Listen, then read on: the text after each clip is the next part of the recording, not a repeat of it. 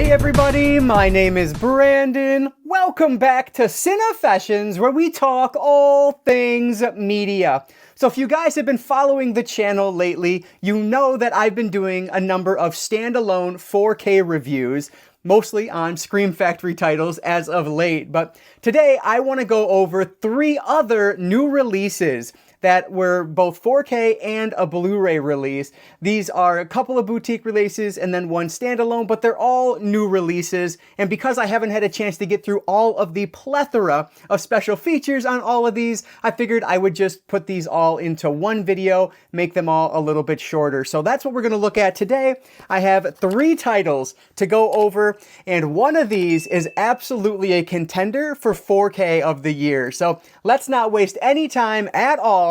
Let's dive right into a few recent new release reviews.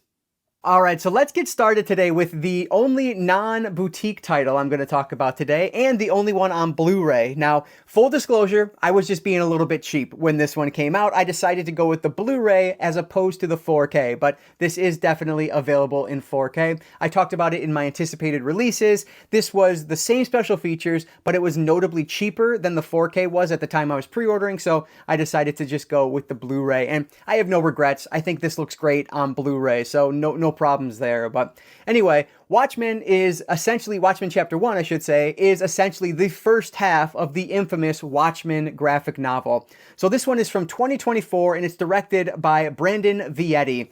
And I think they do an excellent job with this film. Now, I am someone who has read the original graphic novel, but admittedly, it's been 2 or 3 years now, so I don't remember it in great detail. But I will say this felt very similar in tone and aesthetic to the original graphic novel, which I really appreciated that. Admittedly, I think I enjoyed this film version of it, or the film adaptation of it, more than I actually liked reading the graphic novel itself. Now, I liked the graphic novel, but it took me quite a while to finally make my way all the way through it. It was just a little bit slow, and frankly, the movie is a little bit slow. There's a ton of flashbacks in this, especially with our Dr. Manhattan character, who is this individual. He's a normal guy who gets locked in this room. It's like an atomizer or something like that, and it turns on without him wanting it to, and he ends up turning into Dr. Manhattan. But it's an interesting story with him. Well, really, our main character in this is Rorschach. So the movie opens up with one of the former superheroes getting murdered. And so Rorschach is trying to figure out, is this a isolated incident, or is there something bigger at play here? And frankly, Rorschach, there's something going on with him mentally. So kind of everybody's out to get him. So whether he thinks it's a bigger thing or not doesn't really matter to the police, of course, or to anyone around him, because he's going to go around and warn all these former superheroes about what's going on. They don't necessarily believe him at the beginning, but then, of course, things are going to play out, because obviously if there wasn't something bigger going on, we wouldn't have much of a story here. So that's what we're following on this one. And I should mention it takes place in 1985, which I believe is when the original graphic novel was released as well. And superheroes, I don't know if they've been banned at this point, or if the public outcry against them was just so much that they all quit the gig. And so there are just no more superheroes except for Rorschach, who is arguably, it's arguable whether he's a superhero or not. But anyway, with this one, we are following our main characters here. We have Night Owl and Silk Spectre. They have a relationship as friends in the beginning of this film. It's actually, Silk Spectre is actually Dr. Manhattan's girlfriend, wife. I don't really know what their status is. But then we also get Ozymandias, who is supposed to be the smartest man in the world. And of course, Dr. Manhattan and Rorschach. And I think that's everyone. The comedian is the character who is dead at the very beginning of the film. And so they're trying to figure out what happened there. And again, this is just filled with flashbacks. A lot of this is told in flashback. And that is very true to the original graphic novel as well. That's just the way this story is told. And I don't think that hurts it at all. But some might argue that it is a little bit too slow for their liking, and I totally understand that. This has slow moments to it, especially when we're getting Dr. Manhattan's backstory. That did feel a little long, but I was pulled in. I was engaged by it, so I didn't mind that at all. But I can definitely see some people not liking that as much as I did. If you're a fan of the original graphic novel, I think you're probably going to enjoy what they're doing here. Now, it has been since it was in theaters that I saw the live action adaptation of this. I liked it in theaters, but I'd never read the graphic novel to that point. So now I'm super interested to go back and watch that to see what I think of it. And I think this is a two-part thing that they're going to do here, a two-part film. And chapter 2 is supposed to come out in 2025. So, you know, in terms of like, should you rush out and get this? Frankly, you might wait until the next one comes out, because I would imagine that there's probably going to be, you know, a complete story release like they did with Dark Knight, I believe, was done. Dark Knight Returns was done as a chapter 1 and a chapter 2, or a part 1 and part 2, and then they released the full story after the second one came out. So this is probably going to get that same treatment.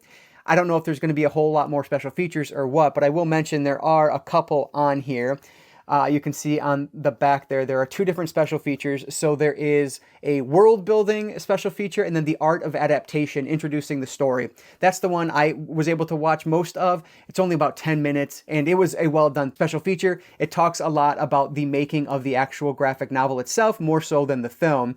And then the other one, I'm guessing, is going to talk more about the, you know, actual making of the film itself, but I didn't get around to that one. Hence, I'm not doing full Blu-ray standalone review on this, but I think this is an awesome release. I thoroughly enjoyed the movie itself, and what I've seen of the special features have been really well done. So highly recommend this one. I am going to give Watchmen Chapter 1 from 2024 4 out of 5 stars. If you like the graphic novel, I highly recommend seeking this out. And even if you haven't read that, I still think if you are a fan of that kind of alternate reality superhero story, this is really well done. I think this is such a cool story that's absolutely worth knowing, whether you do it in, you know, whether you read it or you watch it. Highly recommend this one.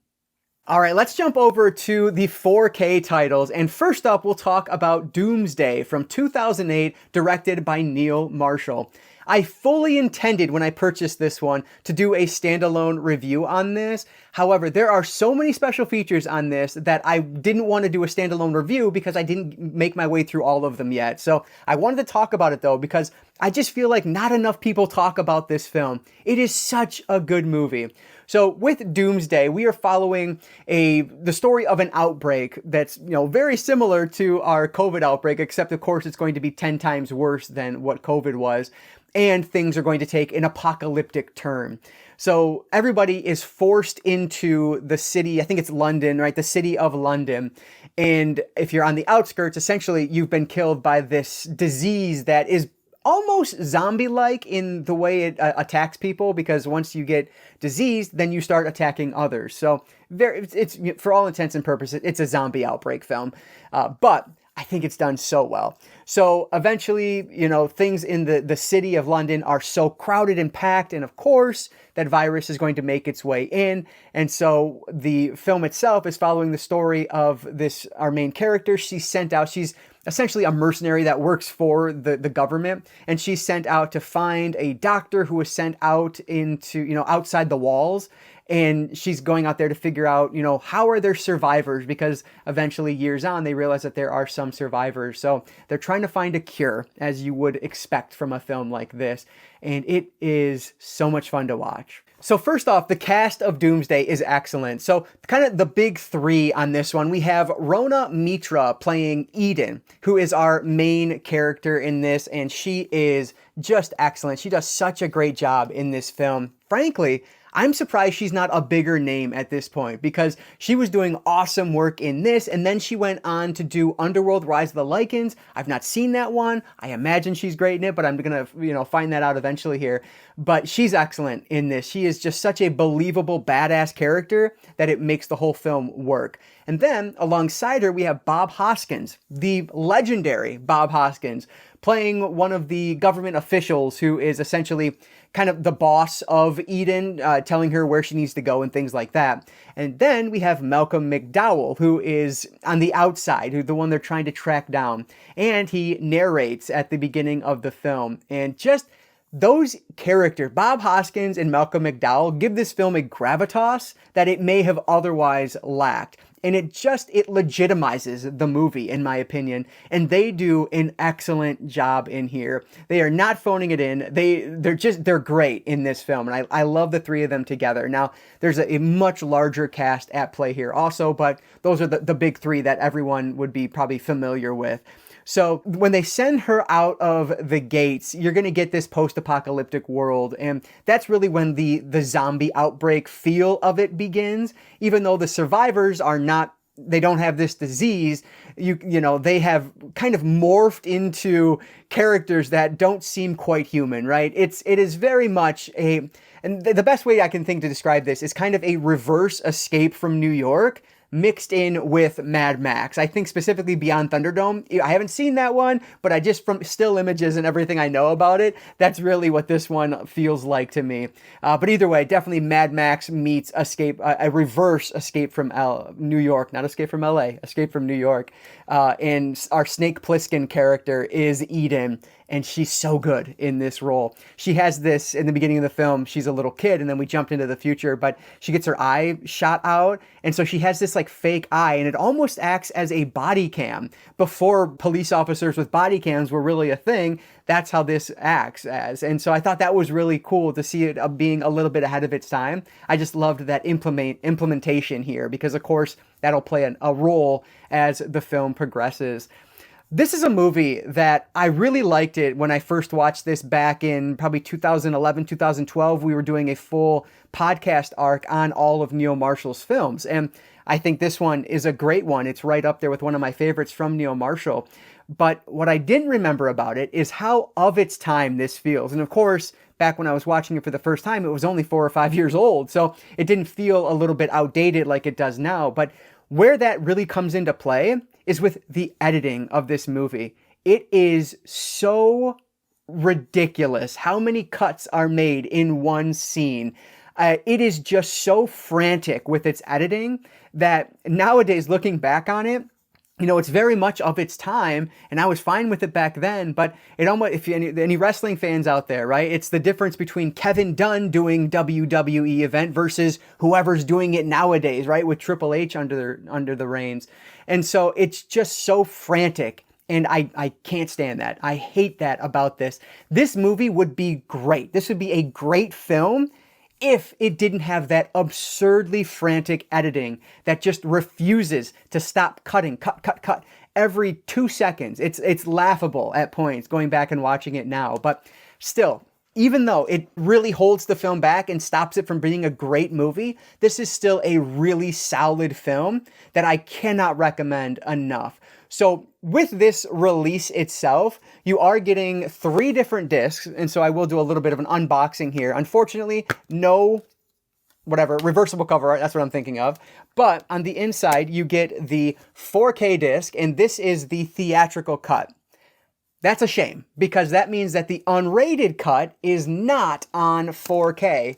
Instead, we get 2 Blu-ray discs for disc 2 and 3. One of them is the theatrical cut, and then, of course, the director's cut, I think is what they call it. No, the unrated cut, excuse me, is on the other Blu-ray. Now, the original Blu-ray that I owned was also just the unrated cut. I don't believe the theatrical cut was on there, so I watched the 4K disc on this so far, and that's, you know, all I've been able to get to. Another one that there are so many special features on this, which is why I just didn't get around to doing a full standalone review on it, but there are a ton of new special features on here, including new audio commentary track on the theatrical cut on the Blu-ray. That one is actually on the 4K as well. I did start watching the Legacy audio commentary that's on the unrated cut on the Blu-ray. I started watching that, and frankly, it wasn't the best. It's cool because it's a lot of the characters from the film itself, but it's just sounds like a bunch of friends getting together and having a good time. There's not a lot of behind the scenes things in it, which is what I really appreciate. So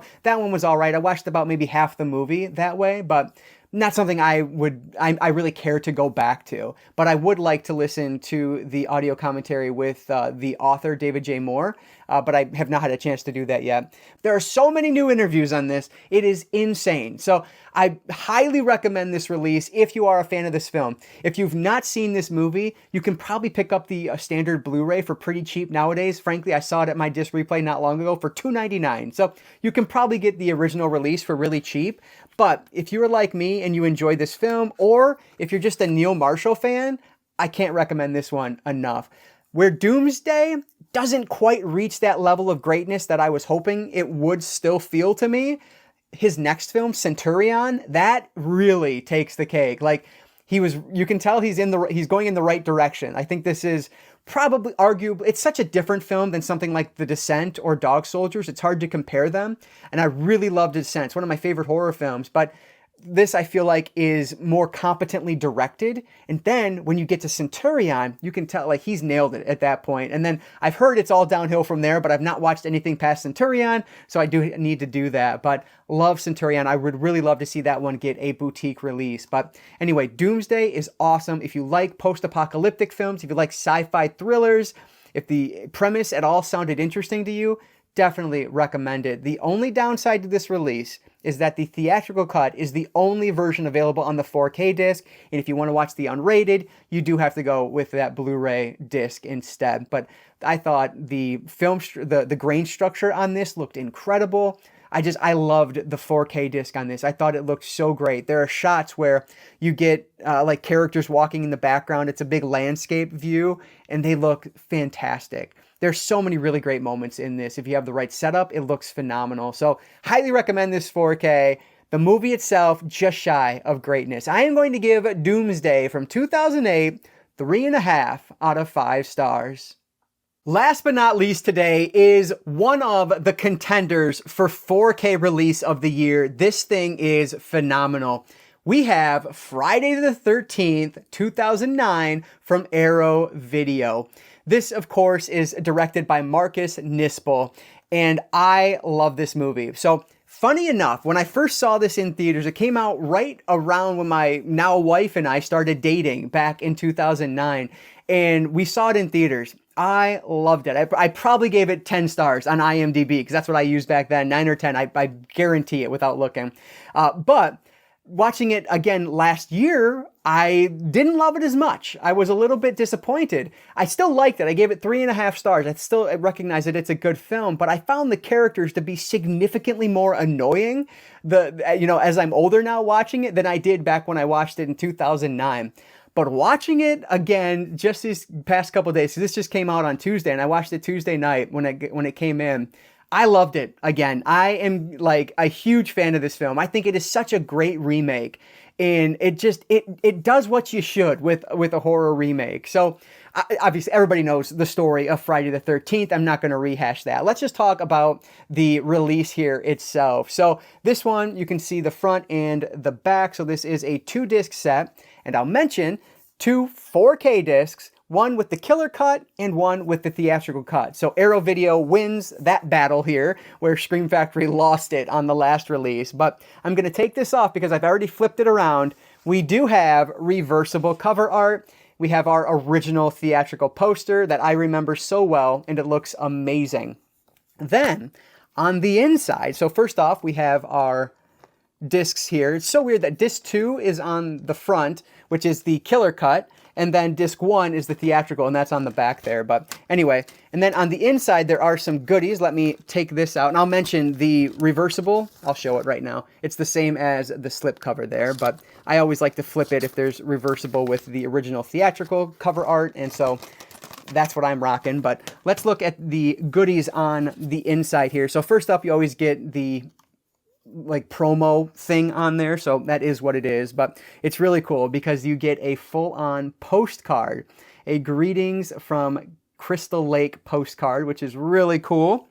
And then you get the poster, and I won't be able to show this whole thing in frame, I don't think, but it's essentially what we've already seen.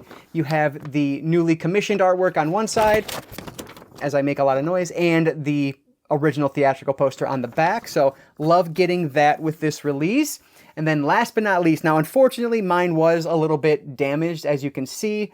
Nothing Amazon did wrong, it's just the way it was put into the case. But this is a full-on booklet, right? This feels like a Criterion release because there are, how many?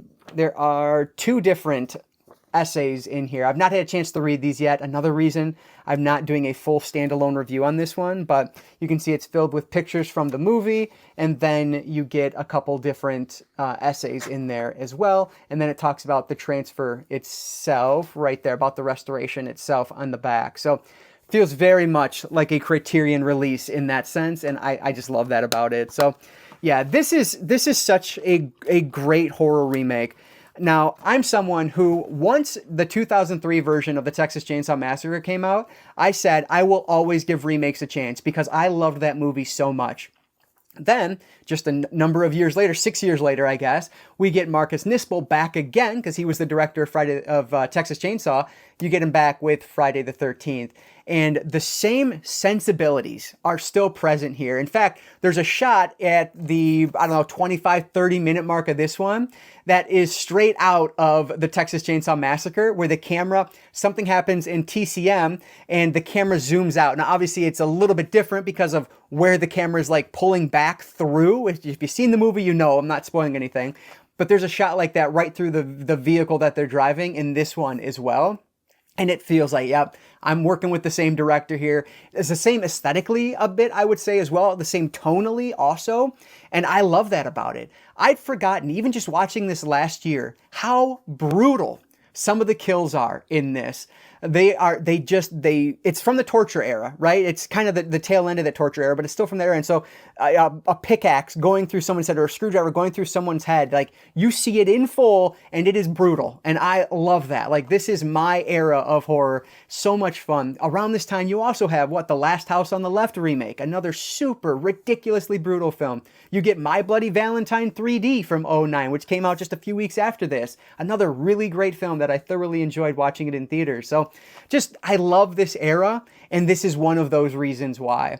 There is so many homages to, really, it's the first 4 Friday the 13th films kind of wrapped into one here. And that's what's so cool about it, because we get the different masks, right? You get the kind of the bag head mask, and then you get the infamous hockey mask as well. And you get so many different things. You have a moment where an arrow goes through a head. It felt very much like the Kevin Bacon scene. You have just there's so many great things. I'm not going to go through everything, obviously, but I love this remake. I think it's done so well. And this release is utterly packed. There are, I believe it's 3 different commentary tracks on here, and they are new, if I'm not mistaken. The one I watched all the way through, which I didn't intend to, I put it on just to test it out, but I was sucked in. It is the one that's on the Killer Cut by 2 film critics, Alexandra Heller-Nicholas and Josh Nelson. This is the most academic audio commentary track I have ever heard, and it is fantastic. These 2 have such a vast and awesome knowledge of the horror genre, talking like history on up through this film. It's interesting because in that commentary track, they're not talking about what's on screen at all. It's as if they had like 2 hour or hour and 45 minutes worth of script that they were going through, and it just happens to be playing alongside the movie. The woman on here, Alexandra Heller-Nicholas, literally wrote the book on horror films, about masks in horror films, about feminism in horror films, and things like that. And she was so knowledgeable. I loved those 2 together. I thought that was such a great commentary track, one that I would go back to again and listen to. I loved that. The craziest thing to me so far that I've learned thanks to that commentary track is the fact that the Trent in Friday the 13th, 2009 is the exact same Trent from the Transformers film. Like, that blew my mind. It's the same actor and the same character name. It's both Michael Bay produced films, of course, and so therefore Transformers and Friday the 13th, 2009 are canon to each other. They take place in the same universe. People probably already knew that, but I didn't, and that blew me away. I love that. I love learning little stupid facts like that. Actually, at work today, I shared that little piece of knowledge in a meeting with my boss because we were talking about Transformers. So it's just, I love things like that. That commentary track is excellent. There's also a commentary track with Marcus Nispel. I started it. I got about 2 minutes in, and my wife said, we got to go, so I had to turn it off, so I didn't get through that one yet. And then I believe there's one more, if at least one more commentary track on here. Yeah, brand new audio commentary by the writers Mark Swift and Damian Shannon, and then you get a bunch of interviews. And a really cool special feature that is about specifically horror remakes and why you should never fear the horror remake. This is one I was really looking forward to when I purchased this disc, and I liked it. It's a well done featurette. It's only about 18, 19 minutes though, when frankly I wanted like a full feature-length film about why horror remakes are awesome. But the individual who put this together, they did such a great job. Matt Donato, they did such a great job of kind of defending why this is such a strong horror remake. This is an awesome release. One of my favorites that I've looked through this year. I think Arrow just knocked it out of the park with this. So many new bonus features. You get all of the legacy features, which I actually watched through a lot of those when I watched this film last year for my 13 Days of Halloween on Friday the 13th in October last year. I watched through a lot of those, but they're present here as well, and you get so many more. The transfer on this looks excellent. I was blown away. The Dolby Vision works wonders when there's a couple scenes where there's like a glow stick on screen. Everything else is dark around, but you get this glow stick and it is just beautiful to look at. Obviously, a lot of this film takes place at night, but what doesn't?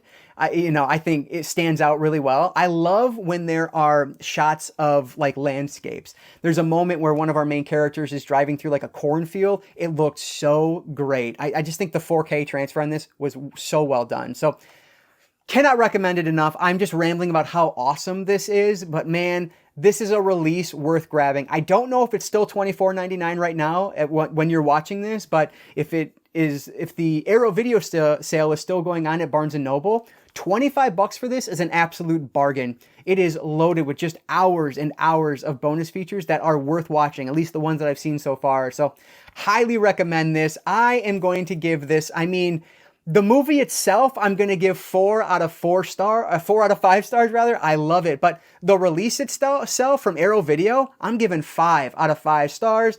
Like I said, I've seen no flaws here. This is just an awesome release and one of my, absolute contenders of 4K release of the year. So shout out to Arrow Video. They really knocked it out of the park with Friday the 13th. All right, so some recent watches here and all new releases that I am very happy to have on my shelf. Again, I was thinking, do I do a shelf space episode with this? But these are brand new titles. The chances of me getting rid of them were basically null and void. Like I wasn't going to get rid of these. But yeah, these are such great releases. I recommend all 3, but specifically, if you're only getting one, Friday the 13th, 2009 is the one to get because it looks amazing. The special features are so well worth it. But anyway, with that said, guys, I'd love to hear what your thoughts are on these films and anything else down in the comments. If you've watched any of these already, let me know what you think about the movies themselves. Is anybody else a big Doomsday fan like I am? I think it's super underrated. Has anyone checked out Watchmen Part 1? I'd love to hear your thoughts on that as well. But with that said, guys, thank you so much for checking out this video. Before you go, I'll just encourage you all to consume some media today. Thanks again for making it all the way to the end here. I really appreciate that. And I think I've said everything I needed to say. So thanks again for watching, and I will catch you all next time.